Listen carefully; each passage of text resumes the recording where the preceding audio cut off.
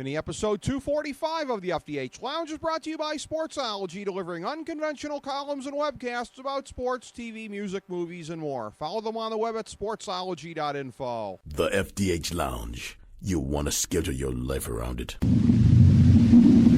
A long time ago, on a gloomy, wet Cleveland spring night, two men stand alone amidst the late-night drizzle. Their voices echo across the vacant station parking lot as they debate the merits of the great American radio show that have been missing for far too long. On that night, an idea was born. That idea became the FDH Lounge.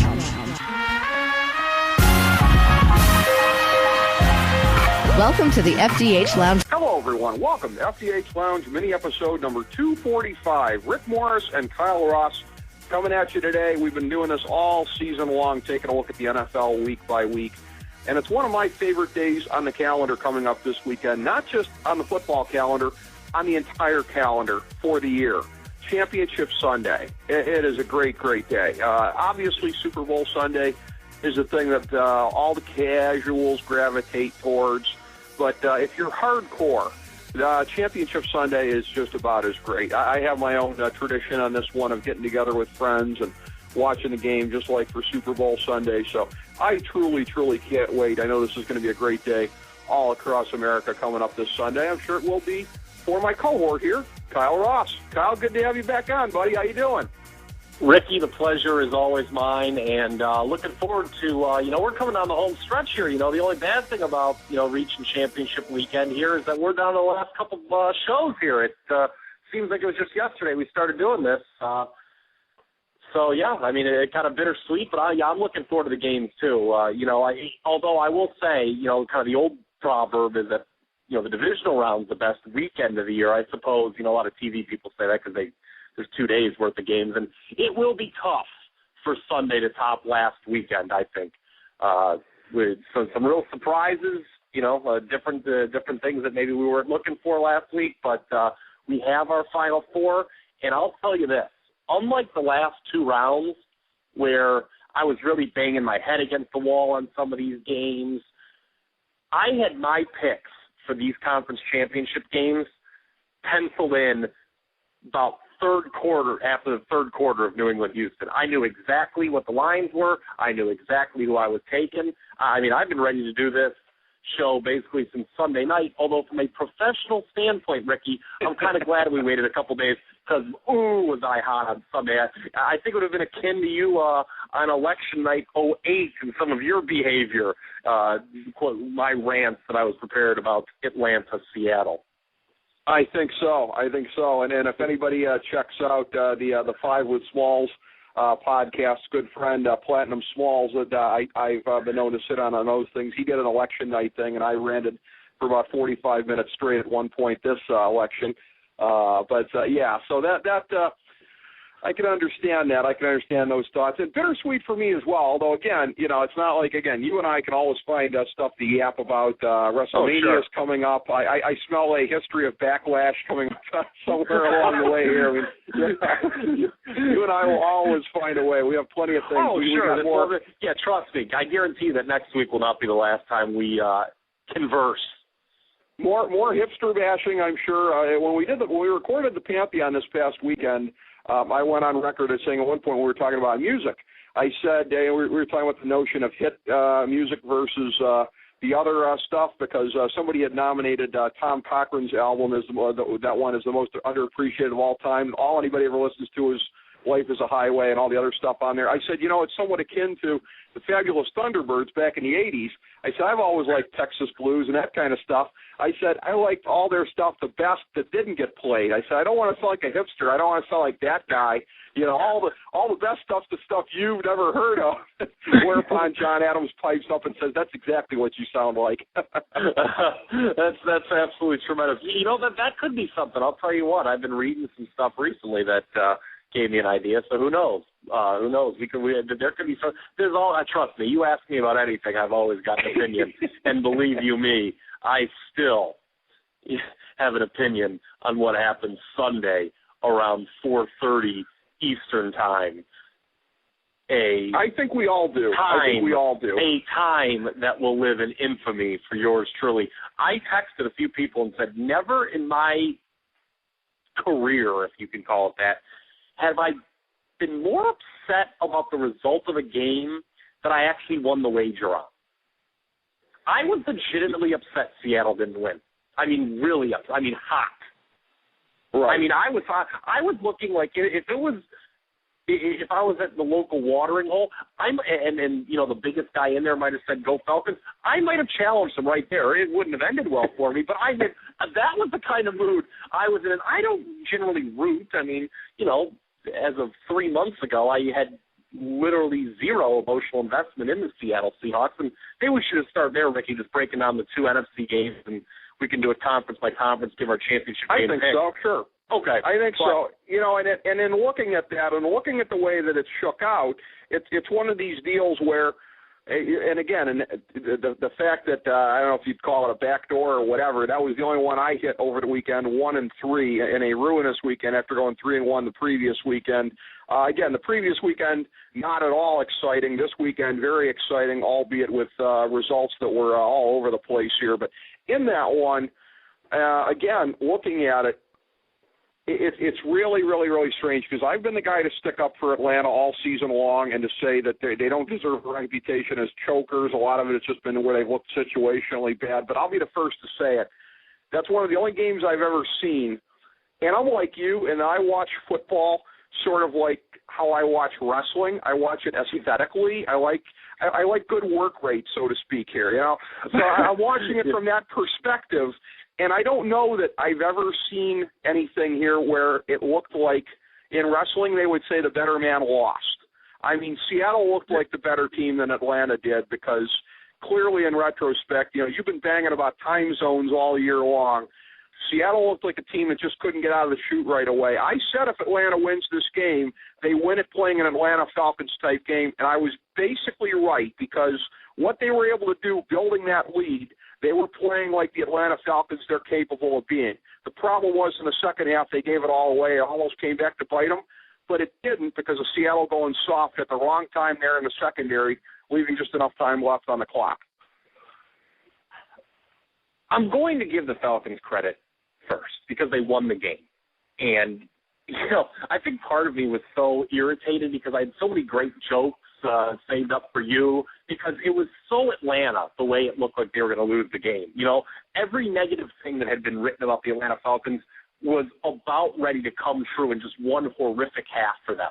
And really, I mean, it speaks to Atlanta sports teams in general. I think it's an awful – I have family there. I know you do too, Ricky. It's an awful sports town.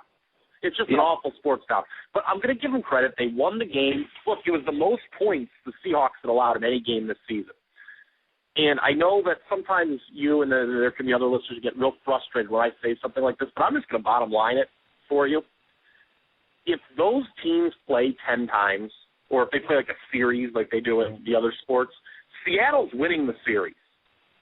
Right. Every time. And furthermore, I'm going to go on the record, as long as 2 conditions aren't present, that being it's in Atlanta and Seattle down 20-0 at the half, Seattle wins 9 times out of 10 over Atlanta, I feel.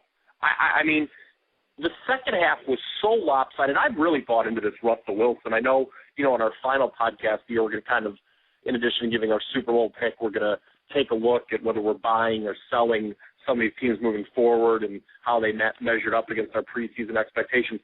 Seattle very clearly is going to be a team that a lot of people are high on going into next year. Very clearly. Sure. And it's funny you made the wrestling analogy because in many ways, wasn't Seattle Steve Austin in that game? Didn't they? Yeah, although they lost the game, everyone came out thinking they were the better team. And sort I knew of like, it reminded me of something. Mania 13. Yes. And it was, and it's kind of like, damn it, Russell Wilson's so great. Man, what a great game. That was so unbelievable. I'm so entertained. And then it's like, oh, and then Atlanta's playing next week again. And I don't mean to be rude to the Falcons, but that's just kind of how I felt. Like I had these visions of this wonderful, and I know you hate storylines, but in the NFL, but I mean the whole Seattle-San Francisco dynamic would have been incredible. With you have the 2 Pac-12 coaches with the history, they both made against the grain decisions at quarterback. kind of going against all conventional wisdom. It would have been something to really behold, and ultimately, and we'll, I guess, kind of move on to San Francisco here, and then, the game itself against the NFC Championship game itself. I just think that you're going to wind up with a less competitive game when all is said and done. I know it's in Atlanta, but my God, I don't have a lot to say about the San Francisco game, Ricky. I was on that one. I still did well. I'm doing pretty well in these clubs. 6-2, back-to-back 3-1 weeks. I had San Francisco last week. I'm not patting myself on the back or anything. Maybe I am. Who am I kidding? Yes, I am. But I don't have a lot to say about that win over Green Bay. I thought it was a bad matchup for the Packers. I understood why a lot of people backed the Packers, but they were almost even more of a trendy dog than Seattle was, I thought, by the time that game rolled in. I think they were the only underdog that saw more bets on them than against of the 4 games. So that was interesting. And, Kaepernick obviously had a game for the ages. And when I was just breaking down the numbers here a little bit ago, there is no reason to believe that he is not going to just run wild against Atlanta. I've heard a few people talking about, Kaepernick, Atlanta seemed to really figure out the mobile quarterback. And I just have to say to you, what game were you watching last week? Atlanta gives up. Here's the thing that a stat that I looked at before the Seattle game last week that made me love Seattle even more, plus the points. And I obviously thought Seattle was going to win outright. Atlanta, while they're 21st against the run overall in terms of yardage, they're 29th in terms of yards per carry. Why I think that's significant is they were winning a lot of games this year, and teams had to abandon the run. So they're even worse against the run than I think some people think. And against Cam Newton and then against Wilson last week, those guys in 3 games are averaging about 400 total yards, that's passing and rushing combined. And Kaepernick, off what he did last week, I just think he's going to run up. Do you realize that Atlanta allowed almost 8 yards per play last week? That's horrible. That is awful. And they were not good during the year. They were 29th during the year, allowing, 5.5. They allowed almost 8 yards per play last week, which is awful. And San Francisco, an offense that went for about 600 total yards, by the way, last week. I just think that this is, and I'll go over some of the betting history, because obviously the line is curious. I think historically there's a lot of interesting things to talk about the line. I'm interested to hear what you have to say about Kaepernick and how he matches up with Atlanta first. But I just think this is a disastrous matchup for Atlanta, even more so than last week. The Niners get a bit of an edge with the game starting at 3 o'clock, where Seattle had to do 1 o'clock. And obviously you can tell what I've been saying here for the last 5 minutes. San Francisco's going to roll here, and they're going to go to the Super Bowl. I think they're going to win and cover also. The line is 4.5. It started at 3, immediately shot up to 4.5, or quickly, I should say. It got up as high as 5 earlier today, Wednesday.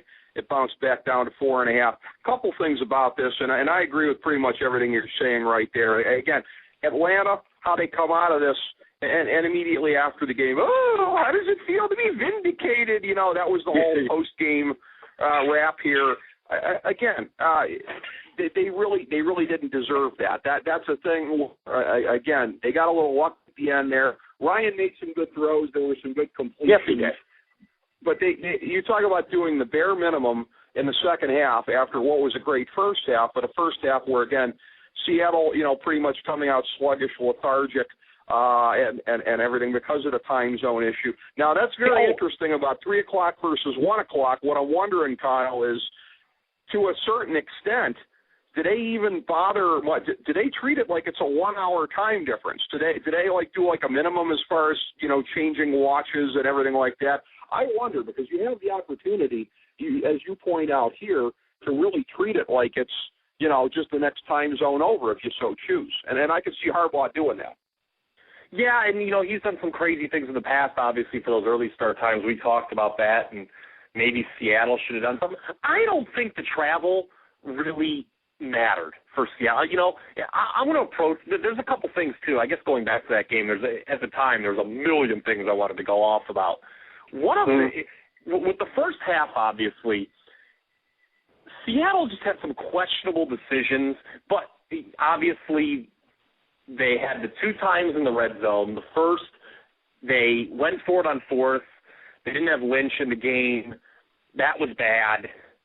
And then the next time when they ran out of time, this is an important point that I think needs to be mentioned, by the way. When they ran out of time at the end of the half, I need to take a few people to task. I'm not going to mention anyone by names, but everyone that's criticized Wilson for, quote, taking the sack, go back and do yourself a favor and watch that play. He had no option. The guy just blitzed him right through the middle. He had no shot. If he would have thrown it away, it would have been intentional grounding. He was standing right in the middle of the pocket. He had no chance. Right. I'm telling you, people want to kind of criticize Wilson for that. I'm just saying, he had no option. It was just a well-designed blitz. The guy just had a perfect shot at him, and he took advantage. But with the time zone, I just think it's not a big factor. That kind of helps San Francisco. And I think they're stagnated this way because, just in case that they don't want to put a West Coast team at such a big disadvantage for such a big game. I think that's why they do the late start times. It would have been interesting because the way they do it, Ricky, with the TV is the AFC-NFC flip-flop every year. It's not based on the matchups. They don't wait. The NFC was going to be the early game regardless. It would have been really interesting if it was, 2 West Coast teams kind of there and you would have had a real early – then it would have been interesting because it would have been noon local time in San Francisco. So, but alas, that's not the matchup. I wanted to go over, obviously, the big thing here, since we both agree on the 49ers winning and covering here. The obvious angle, and I was not surprised, I don't know if you were, I doubted that you were, about the line is that you have a road favorite in the NFC Championship game, or it's in the Conference Championship round. That does not happen often. It's only the 6th time going back to 1984 that we've seen that, and the road favorite has covered 4 of the previous 5 instances. The only time they failed to, if you remember this one, was Donovan choking dog McNabb against Arizona about 4 or 5 years ago. All the other, the most Green Bay over Chicago a couple of years ago, right? Yeah, that was the most recent example. That was the most recent example, and there were a couple others going back to the '90s. Buffalo against Miami, and then you had Denver was actually a wild card. One of the 2 years that they won the Super Bowl. And they beat Pittsburgh. About Cordell Stewart and Pittsburgh had home field advantage. Imagine that. Denver beat them. And then there was a New England over Pittsburgh instance. This would have been like 04-05. It was Ben Roethlisberger's rookie year where, if you remember, he came in, in what was it, like week 2 or 3, and they won all their games. But New England was, the better team, obviously, and they kind of handled them. So, so history is on the side of the 49ers here. I don't know anything beyond 83, if there were any instances of the the road team being favored. I can't really imagine there would be in that, usually, you don't see a lot of that. I mean, obviously it hadn't happened at all before 90, so, the first instance I found of it was 91. So, but end of the day, I just think way too much Kaepernick, terrible matchup for Atlanta, and the Niners are going to roll. Great research by you on the road favorite thing, Kyle. A couple points up. Just one real, I do mea culpa here a little bit. It doesn't really affect anything, but you'll laugh at this because it speaks to my pathetic short-term memory. The list that I went off of when I do this research, I never bothered to write in last year's results, figuring, well, it's last year. That's easy to remember, right? Well, last week I went over a couple of stats about road favorites in the division round, how there had only been one, Dallas and Detroit, back in 91. Well, guess what? There was another instance of it last year. New Orleans against San Francisco. They failed to cover. So shame on me. Right. I can remember something 20 years ago, but I can't remember something last year. So, and then one other thing too, and this will kind of make for an eventual transition to the AFC side of things. There was one other instance of a team that won the game straight up but didn't cover that I didn't mention last week. Okay. And it was New England Baltimore in the AFC Championship game last year. Right. So that absolutely is the case. Yeah. Yeah. So I just wanted to clarify a few things here. I know how people sometimes can get very nitpicky. So. Good point. Memory impairment. I can't for the life of me think of anything that could be a cause in that. Maybe if I ruminate on it long enough. But anyways, a couple points I want to make on this before we move on. I agree with everything you said there. The thing about Kaepernick, look, we can put it to bed once and for all on whether or not it was the right move to have given him the job over Alex Smith because, and I thought it was the right move anyways, look at what happened last week. They beat Green Bay at their own game. Aaron Rodgers went out there. They put up 31 points. They were explosive. I picked Green Bay because I expected that offense to go out there and give a good showing for itself. San Francisco went out there and beat them at their own game. That doesn't happen with Alex Smith. I understand he outdueled New Orleans last year. I think that was a once-in-a-lifetime kind of a thing. A couple other things here, Kyle, and just looking at the statistics that just back up everything that you said. If we look at the regular season numbers and the numbers of basically yards per game, the Falcons' pass defense is statistically worse than Green Bay's. So that ain't good for Atlanta. Oh, boy. And the 49ers' run defense is statistically better than Seattle's is. Again, that ain't good for Atlanta. So much for the Michael Turner resurgence. It's one of these things where, and I think to put a bow on it, as far as when we're talking about road favorites, I'm going to go back to that Chicago-Green Bay game a couple of years ago. I think New England-Pittsburgh is also a great example of it. Some games you look at it, and this is not 20/20 hindsight because this is what we were thinking at the time. You look at it and you go, how the hell is this one team seated higher than the other? Looking at how they're playing, looking at the totality of it, where they are now, whatever. San Francisco is seated higher at the end of the day because of the eyeball test. They look like a higher seed than Atlanta all the way around. What they did to Green Bay was very, very, very impressive. My pick to win the Super Bowl. And I think, we can talk about this aspect of it, that aspect of it. And if I say so myself, I think we've covered it brilliantly. But at the end of the day, Kyle, it's the eyeball test. Yeah, I mean, Atlanta just looked like, my hat's off them. They won, they did what they had to do. But, I mean, it's funny. I have family in Atlanta. They're like, oh, well, how do you like our chances next week against San Francisco? And I was very bitter at the time and looking to hurt feelings. I'm like, you're going to get killed. I'm like, you're going to get killed. And then I never bothered to respond anyway. I was so, and keep in mind, I won with Seattle, too, last year. I just like, I've never, Ricky, I don't know. I've never been more upset over a game where I actually won the bet than that one.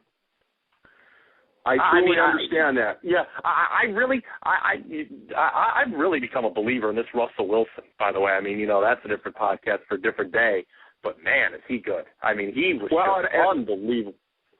He was.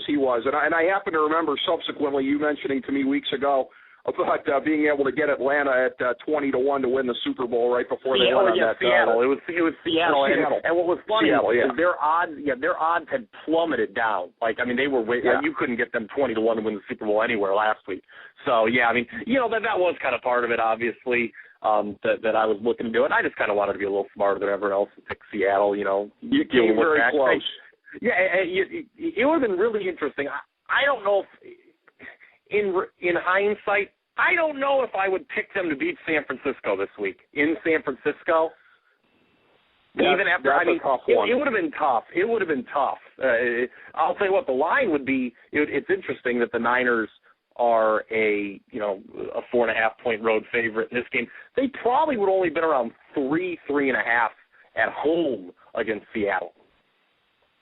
Yeah, that's entirely possible. And I think that's a line that would have gone back and forth probably, but inside the field goal to be sure. So many different interesting aspects to it.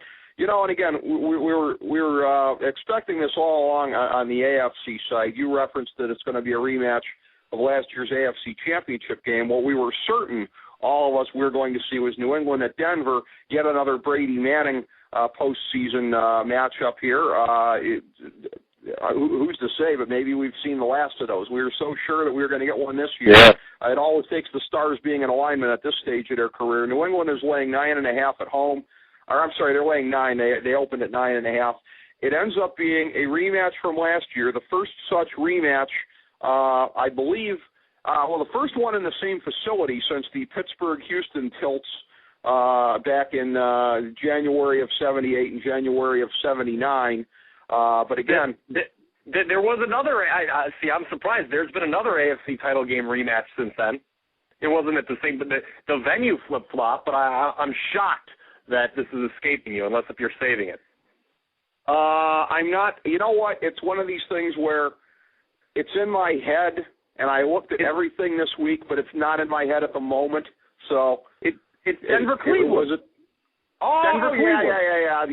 Yeah. That's Denver, right. Cleveland. That's why I blocked it from my memory. Drive and fumble. Thank you very much. Those ones. And the last time there was a conference rematch on either side was actually Dallas and San Francisco in the 90s. They did it 3 years in a row, 92, 93, and 94. When I looked at that and looked up, I just thought, like, man, you talk about the two best teams in the league by far. Man, those were two great teams. Those Dallas and San Francisco teams. They were, and as far as if we're going to get a little bit deeper into the weeds of trivia, 93-94 playoffs, that's the last time you had 3 repeat participants on Championship Sunday because, of course, San Francisco coming back from last year. We have everybody but the Super Bowl champion coming back from last year's Championship Sunday with the Atlanta Falcons filling in for them the last time that happened. Denver and San Francisco on the NFC side, of course, Buffalo coming back on the AFC side. So a lot of history here in this game, and we start with just the shocker on Saturday. I actually missed the first part of the game as I was wrapping up the Marathon Pantheon taping sessions here, and just the fact that Denver was staying with Baltimore was staying with Denver was enough of a shocker, and they never ultimately were able to pull away in that game. My sense here, and I don't think it's 20/20 hindsight because I'm going to go back and look. It's just something we didn't see at the time, which I differentiate from 20/20 hindsight. The AFC West, aside from Denver, there were 13 combined victories in there. Yeah. There's no Super Bowl champion in the last decade that comes from a division even remotely like that. Denver had a glass jaw. I understand that they had a first-place schedule because of last year, and they played some tough games out of division, but trying to come out of the worst division in football by far, you can't do it. You can't, and we should have seen it. Neither you picked them to go to the Super Bowl, which puts us ahead of a lot of people that did. But I'll tell you what, that's a glass jaw if ever I've seen one, because Baltimore kept coming at them, and Denver kept going, hey, wait a minute, these aren't the Kansas City Chiefs.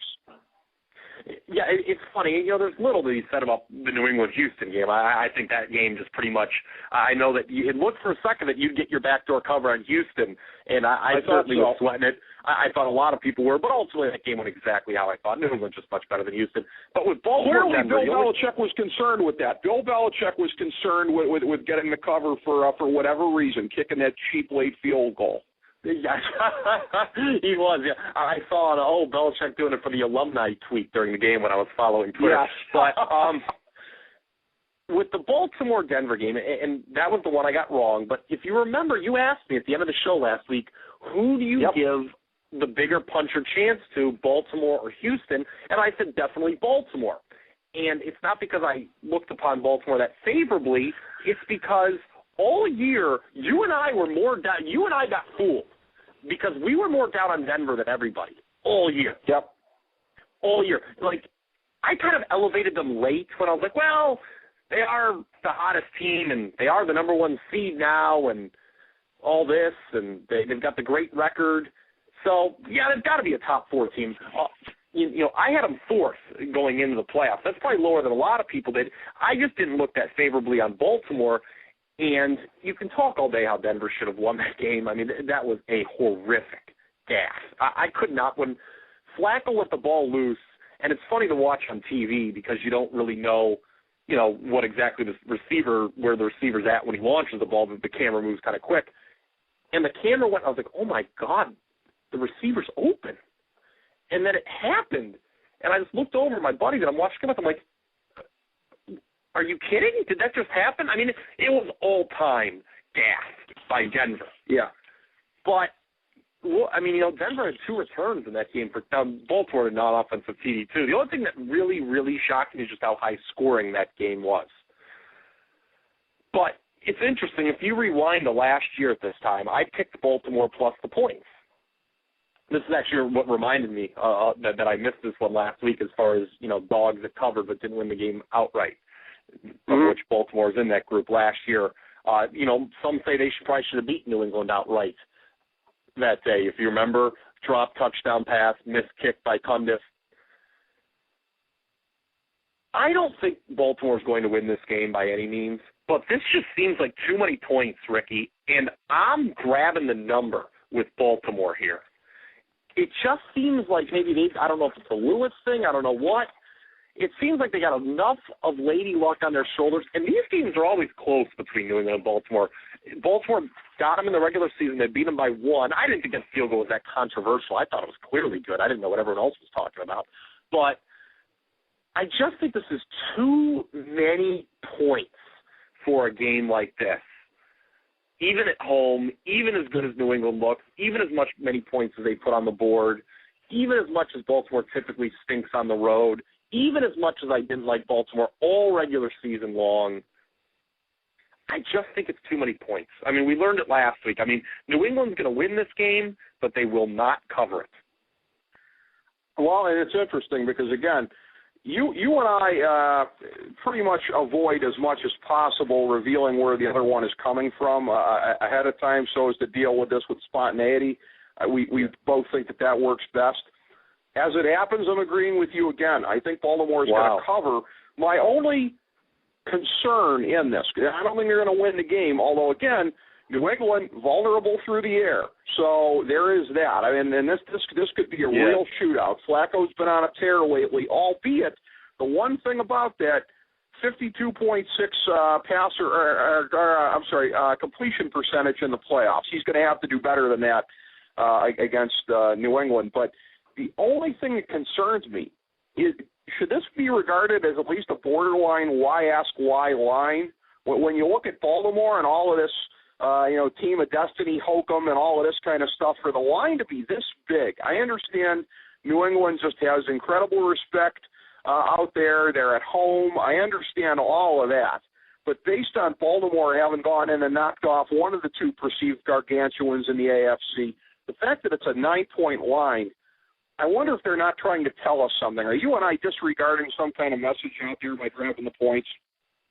I wasn't stunned by the line. I knew it would be greater than a touchdown and less than 10. I knew it would be in that kind of what I called lines maker dead zone last week. But the line does make sense. I mean, when you look at last week, New England was favored by about the same against Houston, and Houston killed Baltimore during the regular season.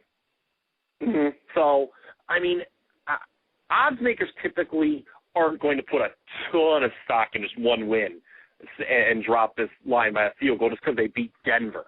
And some say, maybe they put a little bit into it because, I mean, word is that Denver was going to be favored by, I think, 2.5 against New England in a potential AFC championship matchup I had read. So, maybe Baltimore's getting a little bit more respect. Maybe Baltimore's, I'm trying to think here. At the end of the day, I'm not surprised about the line. I'm just not surprised. I tried to do math in my head right there and failed miserably. I wasn't terribly surprised by this line. I just, we talk about the Super Bowl loser's curse. When was the last time the loser got back to us? It was Buffalo, right? Didn't we break that down on one show? Yeah, I think so. Not since Buffalo has a Super Bowl loser gotten back the next year. You don't see that often. So, there's some kind of funky stuff, I guess, working against New England. But at the end of the day, Baltimore's been on the field for so long in these two games, and New England runs that up-tempo style. I just think the Ravens run out of gas, and New England wins this by like a touchdown. Yeah, that's my sense of it also. I was going to jump the shark, so to speak, there and just talk about, you and I are agreeing that it's going to be San Francisco and New England in the Super Bowl, and that the line is 2.5. Who do you take there? 2.5? Yeah, New England would be favored by 2.5. New England would be? That's very interesting. My first thought is New England. I know that they've been to 2 Super Bowls and lost, including last year, since their last one in 2004. But what's very interesting, USA Today Sports Weekly points out this week that this is the most rushing yards they've had for a back since Corey Dillon's 1635 in 2004. Stephen Ridley, 1263 this year. A very vital part of that up-tempo offense that you're talking about as they've implemented part of Chip Kelly's offense from Oregon. So, yeah, again, with everything that New England can do, and that's the thing, too. New England and San Francisco both have some vulnerabilities here and there, and I understand that San Francisco took it to them at least right off the bat when they did play on Sunday night a couple of weeks back. But my early inclination would be New England, although I'm going to reserve the right once I start breaking it down in depth to change my mind if that's what the combination be. But my early sense would be New England. My early lean would be San Francisco, so that could make for an interesting podcast. Okay. I think right now, if you go back to my power rankings coming into the playoffs, I had Seattle 1. They're out now, obviously. Still think they're number 1. San Francisco number 2, and New England 3. And then I had Atlanta down at number 6. So I actually rate San Francisco as better than New England. So if I can get points with that, I'd take them. At least that's my initial inclination. We've got 2 games to go and 2 weeks after that, so a lot can happen between now and then. But I think right off the bat when I saw that line, I would back the Niners with the points. In terms of the positioning of this, what's very interesting on both sides is that Matt Ryan, Joe Flacco, 2 quarterbacks with an awful lot to prove going into the Super Bowl. That'll be part of the spotlight if it happens. Having said that, on the other side, if it's Colin Kaepernick and Tom Brady, what's very, very interesting about that is there are going to be so many comparisons made between both quarterbacks getting the jobs the way that they did and making the Super Bowl in their first year since then. Tom Brady's going to be asked, does this remind you at all of how you got the job back in the day? And Colin Kaepernick is going to be asked by a bunch of a-hole reporters, does this mean you're the next Tom Brady? So there's going to be all these points of comparison that are going to be very, very interesting. Well, does it mean that I will also be found watching the game at the end of a bar with Alex Smith and Drew Bledsoe? Is my question to you. Because that's what I want to know. I know Drew has a wine company going or something like that, I think I heard during the week. My hat's off to Drew Bledsoe. Yeah.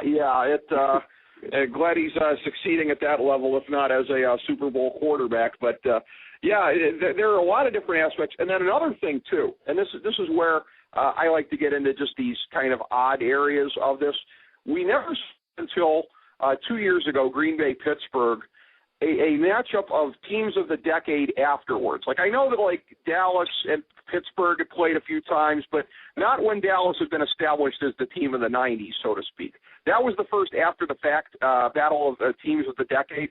And you're looking at the team of the aughts here, New England, facing the team of the 80s, San Francisco. Yeah. You're looking at that possibly for the second time in 3 years. A little bit of history rearing its head. 2 teams of the decade poised to square off if we're right about this. Yeah, and 49ers were Brady's favorite team growing up, right? I believe so. So you're going to have that aspect of it? Yeah. And then, Harbaugh, Belichick, by the way, good luck getting those two to give away anything before the game. I'll enjoy that personally. There's that. Just making just giving short answers to reporters the whole time, and just very, very curt. Yes. Who could be more curt between the two of them? No question about it. Yeah. Both teams having won Super Bowls in the Mercedes-Benz New Orleans Superdome, so you're going to have that aspect of it. The history's coming into play here, so all kinds of different interesting aspects if that's what it ends up being for the NFL championship 2 weeks from Sunday. But, you and I, shading it the same way here. San Francisco to win and obviously cover, as we said in the one game, New England to win but not cover in the AFC championship. And, again, should be very, very interesting, especially the second game Sunday. It could be a big aerial battle, really kind of airing it out. Again, the first one here could be a Styles clash. Could be Jerry Lawler, Roddy Piper, King of the Ring '94. It could get kind of ugly based on that. We're gonna have to see, Kyle, how the styles mesh in this one here. Can we get the work rate that gives us a good entertainment quality? Can we get at least a 3-star matchup here in the NFC Championship game? I don't know if we can. I believe it will be a dud. I believe that I believe we will be left to a second half of pointless Joe Buck and Troy Aikman banter while we wait for New England Baltimore. I don't see that game being close at all. I see San Francisco delivering an early knockout. I see this being, and we've seen these in the past, just these preposterously lopsided conference championship games, I really feel this one is not going to be good for the home team at all. I know, at home they have a tremendous history of success, the Falcons do, but I just think this is going to go very, very poorly for them. I have a feeling that will be the case as well. So we're going to see how it all shakes out here. San Francisco and New England are picks to win, although, again, like we said, Baltimore to cover. So a Harbaugh daily double on the cover for Sunday anyways, for folks looking to get down on that. And ultimately, we'll be coming back subsequently right before the Super Bowl, and as you said, shaking out not only our Super Bowl picks, we'll look at the picks there, we'll look at the prop bets, we'll take an early look on the buy or sell for next year. We'll be doing all of that subsequently here after we get a chance to get a little breather after Championship Sunday. So looking forward to that one, Kyle. Looking forward to it. And, hey, I would be remiss. I couldn't mention it last week. We were a little short on time. Hockey's back, Ricky. Tell me what's going to happen this year. I know you've got to be ecstatic about that hockey's back. Educate me a little bit. Who should I be paying attention to this year? Hockey is back, and again, unfortunately, it came back at a time when my Detroit Red Wings are going to be probably a 7 seed, here. So hard times, Dusty Rhodes' hard times have come to the Detroit Red Wings post Nicholas Lidstrom. I think the New York Rangers are going to be back in the thick of it. The LA Kings going to be making a run at a repeat here. We almost had that dream matchup last year in the finals of the two big goalies, Lundqvist and Quick. Could very well be the case this year. We'll look for a couple squads. I think Tampa Bay is going to be right back in the mix after being down for a year. Philadelphia tried to gear up a lot in the off season. Vancouver's going to be right there making noise. So a lot of the usual suspects in there. Chicago may find a way to elbow their way in. And you're so biased. How could you not mention the team that I'm pulling for, the style and grace of the Pittsburgh Penguins? Hopefully they win the Stanley Cup. Hate the Penguins. Realistically, I waited 2 weeks to get that joke in. I waited 2 weeks to get that joke in. Oh, yeah. The way hockey should be played better than anybody, Kyle. Yeah. They're on a short list. The way hockey should be played. They won't do it. Yeah. The way hockey should be played, the Penguins way, the Olympic way, a stylish way, full of grace, none of this fighting and thuggery. Give me the Penguins. Hoping and praying it won't be the Penguins, but it very well could be. And, if somebody doesn't rise up for the good of hockey to take them out. But, they're going to be in there. They're going to be in the mix. A lot of interesting different angles. Brian Burke just fired as GM of the Toronto Maple Leafs right before the start of the season here. So interesting storylines galore, a truncated season. I think it's going to be a lot of excitement. And as I say, not a good year for my Wings. Selfishly, I wouldn't have minded if we would have just taken the year off for the Wings and maybe given Ken Holland a mulligan for the pathetic last off season. But we'll have to see how everything shakes out here. It will be very interesting, very fun, and the playoffs should be better than ever under this system. Yeah, I'm looking forward to it. It came at a good time too. When football's going away. So just a little something else. I knew you'd be more excited than me. I just wanted to troll you about the Penguins. So. You did so successfully as always, and as successfully as your plays have been. 6-2 ATS in the postseason, my man. I'm looking to keep up the roll this weekend, and since my picks are basically piggybacking yours, I have extra reason to hope yours go well. Yeah, I know. I gotta get this year-to-date record. We gotta get that for the Super Bowl. This is like my best NFL year ever. It's been a real pleasure, Ricky. It has been, and completely on the record, folks can go back and check it week after week after week. Kyle Ross doing it without a net. I dare anybody else in the industry to put all their picks out there without a net, but just killing it all year long. Great job, buddy. Thanks for another great show today, and we'll kill it for the Super Bowl also.